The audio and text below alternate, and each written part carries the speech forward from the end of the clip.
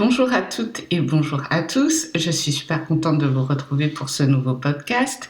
Nous allons parler d'amour.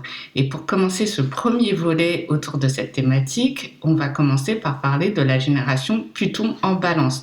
Alors pourquoi cette génération en particulier? Parce que la Balance, c'est l'amour, mais aussi l'amour de soi, la beauté, et c'est rattaché à Vénus et la Lune. Donc la balance, c'est pour moi la carte du tarot, le 2 de coupe. Donc c'est le partenariat, le couple, l'harmonie. Et comme c'est rattaché également à la lune, ça va être le foyer, l'intimité. Vraiment, qu'est-ce qui constitue votre cercle intime et restreint avec la lune, et ça va être aussi tout ce qui est en rapport avec l'art, la musique. Qu'est-ce que la beauté? Est-ce que la beauté, on le retrouve dans la musique, un geste, une parole, un visage? Qu'est-ce que la beauté sur un visage? Et ça, vous allez voir que c'est très très important pour la génération Pluton en Balance, parce qu'on va parler effectivement d'apparence physique, parce que dans la balance, on est apprêté, on a un grand sens de l'esthétisme. Donc, et là, c'est l'esthétisme sous tous les bouts. Qu'est-ce que être beau? Donc, il y a aussi cette idée que ce n'est pas de la superficialité, mais on fait attention à quoi on ressemble, au regard des autres. Là, vous comprenez déjà qu'on va rentrer dans le côté obscur de la force de la balance, le regard des autres. Parce que la balance, elle aime bien qu'on l'aime, elle aime bien qu'on la complimente, et elle va rechercher effectivement, pas forcément sous tous les aspects, mais ce regard chez les autres. Donc du coup, vu que Pluton arrive et il détruit tout ce qui touche, vous avez compris, Pluton, c'est une énergie de transformation, de crise. Alors, on purifie les énergies. Et quand je dis purifie, c'est pas dans le sens bien ou mal, mais c'est vraiment, en fait, Pluton va, si nécessaire, chambouler, transformer ce qui est existant, ce qui est existant dans la matière, il faut bien le préciser, et va le faire voler en éclats. Donc là, c'est un petit rappel sur l'énergie de Pluton. Et donc, en fait, Pluton en Balance est venu commencer son transit à partir de 1971, début octobre, pour être précise, 1971, et 1984, donc entre le début des années 70 jusqu'à 84, dépendant si vous êtes né en début ou fin d'année, parce qu'il a fait une incursion dans le signe de la Balance en 1983. Donc si vous êtes né en 83, vous pouvez avoir déjà Pluton en Scorpion et Pluton en Balance. Certains peuvent avoir Pluton en Balance. J'espère que j'ai été claire. Comment s'incarne il y a Catherine Lara qui veut sortir de mon corps.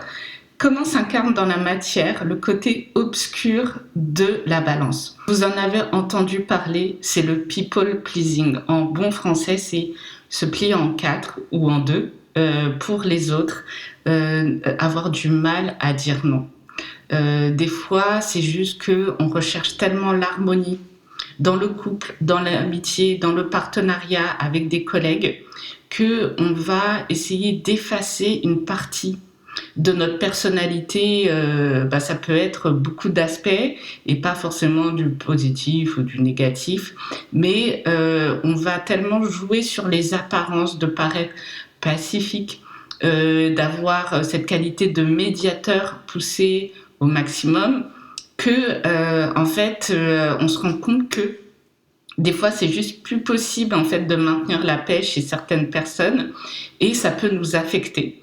Donc en fait dans cette idée de people pleasing qui est pas forcément racontée sur plusieurs vidéos ou de description de développement personnel, c'est vraiment cet épuisement à vouloir faire que tout s'arrange, que tout soit bien, que tout soit en paix, parce que vraiment, je le répète, la balance, c'est l'harmonie, c'est le couple. Tous les couples, qu'ils soient hétérosexuels, homosexuels, on a tous des énergies yin et yang, qu'on soit un homme ou une femme, un homme trans, une femme trans.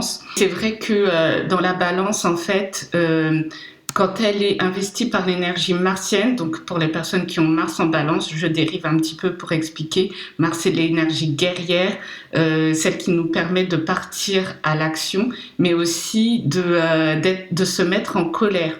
Et en fait, l'énergie martienne, elle est en chute en balance. Bon, je fais attention aux maîtrises, mais pas autant que beaucoup d'astrologues. Mais c'est vrai qu'elle va s'exprimer très différemment. C'est-à-dire qu'en fait, pour moi, les personnes qui ont Mars en balance, ou c'est un peu vrai aussi pour Mars en cancer, on va y revenir, c'est des personnes en fait qui vont retourner cette violence contre eux-mêmes ou qui vont mal la gérer. Donc ça peut faire des problèmes physiques aussi.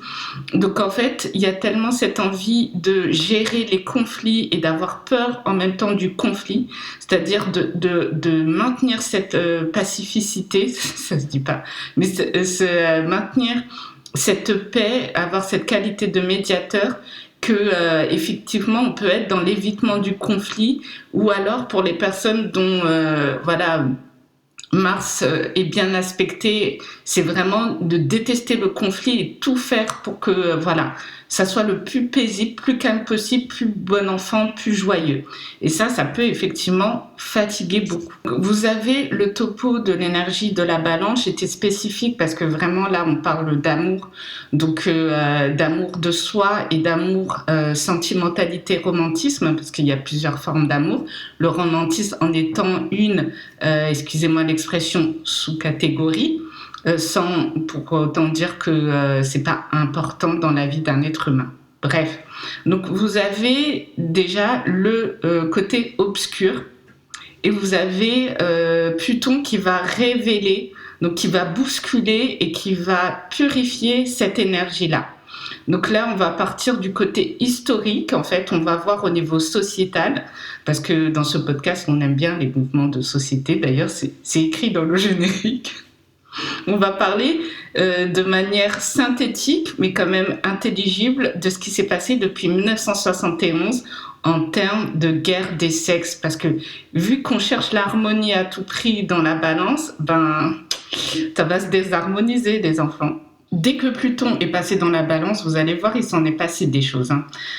En 1971, le manifeste des 343 femmes, des femmes qui ont attesté avoir été avortées illégalement, donc parce que la loi Veil ne va arriver que 4 ans plus tard, donc est publié, et ensuite il va être repris dans les médias comme le manifeste des 343 salopes. Enfin bref, on aime bien insulter les femmes. Bref, donc ce qui se passe, c'est que ça va ouvrir la boîte de Pandore, ça va ouvrir le débat sur la place publique, la Lune, la foule, sur la condition de la femme, toujours la Lune. Vous avez aussi, avec la balance, donc cette recherche de médiation, d'équité, d'harmonie, et de pacifisme, c'est cette grande idée de justice. Et vous allez voir que dans tout ce que je vais décrire, tout va se régler avec le concours de la justice. Donc, en 1972, vous avez le grand procès de Bobigny qui va traduire en justice une jeune femme qui a avorté après s'être faite violer. Donc là, on est vraiment sur des triggers. Je suis vraiment désolée si ça soulève des choses difficiles pour vous. Vous pouvez arrêter ce podcast. Je le comprends. En fait, là, vous avez donc le rapport à la féminité, la femme, la lune, la sexualité, la femme amante, la femme dans sa sexualité, Vénus, et vous avez Pluton qui passe dessus, donc qui chamboule tout. Vous avez le décor. Et ce grand débat public qui va diviser, parce qu'on est sur Pluton en balance, division, qui va diviser les hommes et les femmes entre elles également, celles qui sont old school, qui sont contre l'avortement, et les femmes qui vont se battre pour dépénaliser l'avortement. Et je tiens à remercier à toutes les femmes, si vous en faites partie, vous êtes née sous Pluton en Lion ou Pluton en Vierge. Donc quand Pluton est passé en Balance, vous étiez adolescente, jeune femme, que vous êtes battue, merci, tout simplement, sincèrement. Bref, j'ai commencé à pleurer sinon. Donc on va commencer. Ensuite, nous avons donc la loi Veil qui a été promulguée juillet 1975. Il s'est passé des choses. En 1973, vous avez Billie Jean King, la tennisman célèbre, qui va battre Bobby Riggs au match, lors d'un match elle va le défier en fait pour montrer que les femmes ont toute leur place dans le sport, et ça va donner le match de la bataille des sexes qui va être mis en film, d'ailleurs avec Emma Stone en tête d'affiche. Donc vous avez également en 1976 la formation du magazine Les Sorcières. Vous avez l'ONU qui va décréter que et pourtant il n'y a pas d'astrologue à l'ONU, je pense pas, mais qui vont décréter que entre 1975 et 1985 c'est la décennie des femmes. Donc ça marque vraiment que au niveau des années 70 il y a une avancée pour les femmes. Vénus, Lune. Et en plus, avec la Balance, vous avez la justice, donc des structures, mais pas dans le côté Saturne, mais vraiment au niveau du ministère de la Justice, de l'ONU, donc en fait des structures qui se battent pour l'équité et pour l'égalité. Balance. Donc dans une recherche d'harmonie. Toujours la Balance. Donc vous avez également en 1975 la promulgation du divorce par consentement mutuel qui va faire exploser le nombre de divorces. Donc vous avez vraiment vous avez compris l'énergie de Pluton. Il vient redéfinir qu'est-ce qu'être une femme, qu'est-ce qu'être un homme, comment on peut après tout ça revivre ensemble dans une idée de justice et d'équité. Et si vous êtes né entre 1971 et 1984, que vous en soyez conscient ou pas, vous êtes héritier, vous avez hérité de ça, parce que tout ce qui s'est passé dans les années 70 quand vous êtes né, ça revient aux années 2000, parce que Pluton, en rentrant dans le Capricorne, forme un carré avec Pluton en Balance. Et maintenant, ce combat, ça devient votre combat. Et là, on passe dans la deuxième partie du podcast pour voir, en fait, comment vous avez reçu l'amour en héritage. Pour ceux qui ont la référence des années 80. C'est quoi ces astrologies karaoké ? Je peux pas m'empêcher de chanter. Bref, donc vous avez compris, Pluton en Balance, c'est faites l'amour et pas la guerre. Parce que vraiment, là, je me répète comme une vieille chouette, mais la Balance n'aime pas le conflit, n'aime pas la guerre. Et d'ailleurs, en fait, ce slogan qui a été créé au milieu des années 60 et qui a été repris en 1975 par, si je me souviens bien, John Lennon et Bob Marley. Donc, faites l'amour, pas la guerre. Faites l'amour Balance, pas la guerre Pluton-Mars. D'accord ? J'insiste. Donc, on va dans les années 80, la femme conquérante, la femme qui s'impose dans l'espace public, dans le travail. Vous avez tout le pan de la working girl qui fait de la musculation. Et puis les années 90, vous avez la grande consommatrice, la femme qui a du coup assez d'argent pour être plus indépendante. C'est l'expansion du Sagittaire. J'en avais déjà parlé dans mon premier podcast. Et au début des années 2000, il y a beaucoup de femmes. Moi, je me rappelle, j'étais adolescente. On disait, le féminisme est décédé. Mais pas, on essaie de le réanimer, mais il est décédé. Il n'y a plus de combat. Est-ce qu'il y a encore des combats? On parle de féministes en manque de combat qui se battent pour une voyelle à la fin des mots. Bref, en tout cas, c'est ce que les médias disaient. Bon, il faut se méfier, on est d'accord, de ce que disent les médias, surtout les médias mainstream. Mais effectivement, il y a dans cette ère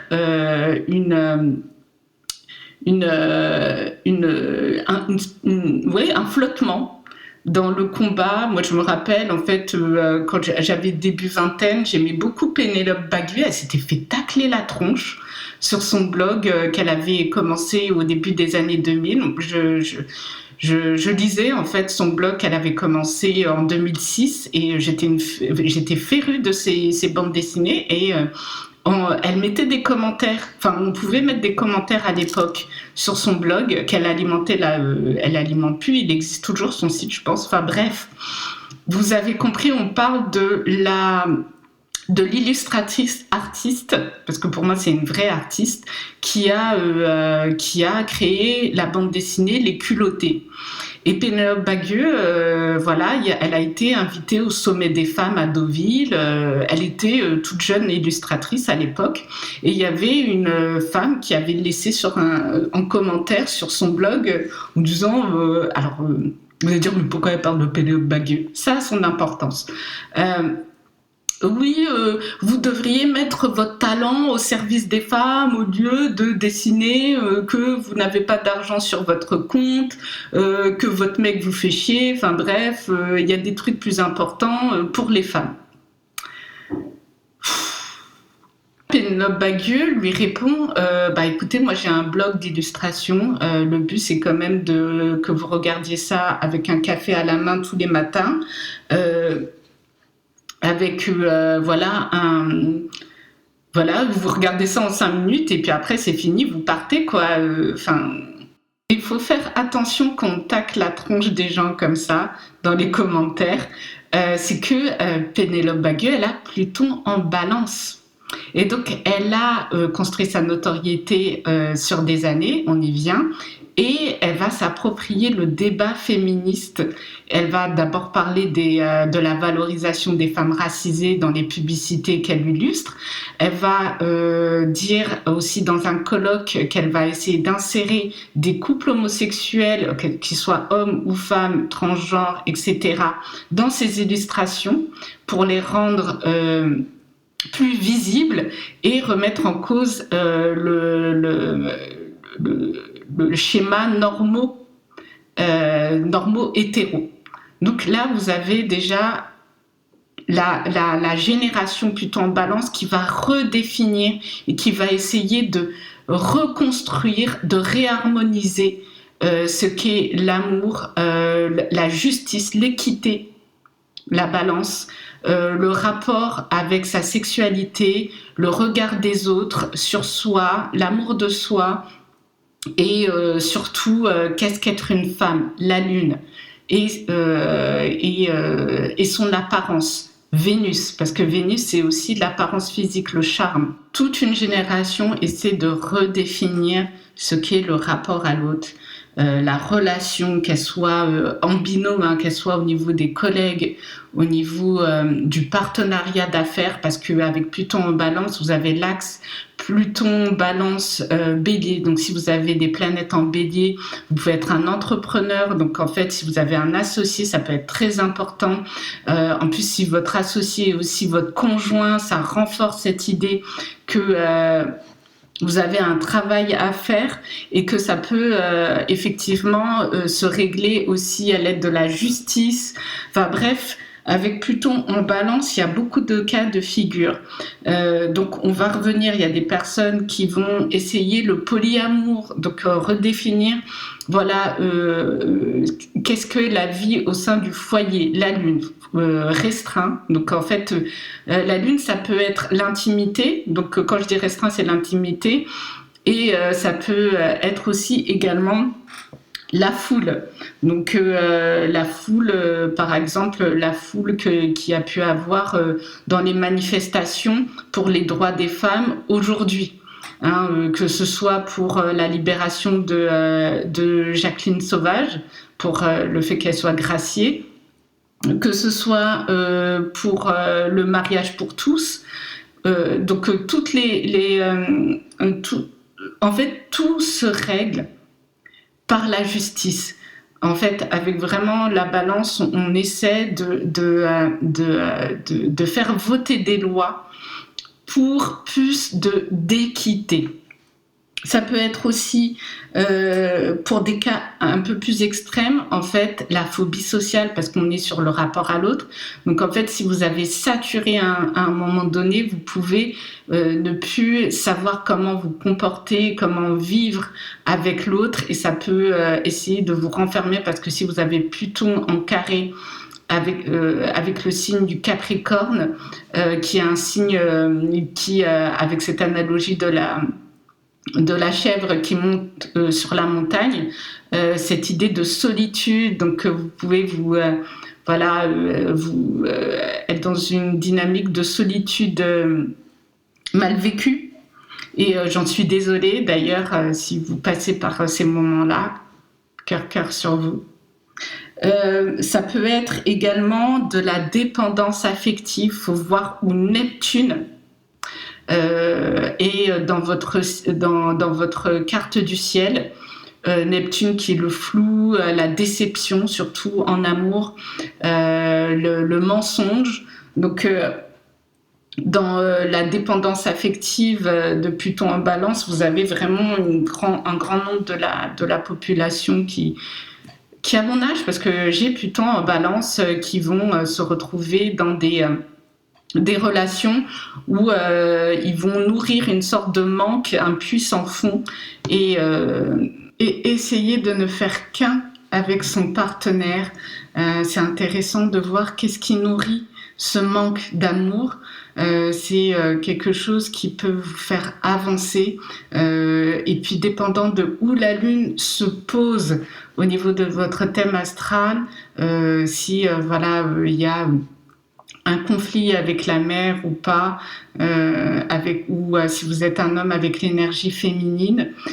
Vous avez aussi, pour aller plus en profondeur, cette idée comme quoi vous avez été jugé sur votre physique et que vous vous sentiez inapte à être aimé. C'est-à-dire, je ne mérite pas d'être aimé. Ça, c'est vraiment vers vraiment les cas les plus profonds, où vous n'avez pas la même posture, la bonne posture pour avoir une vie en couple harmonieuse.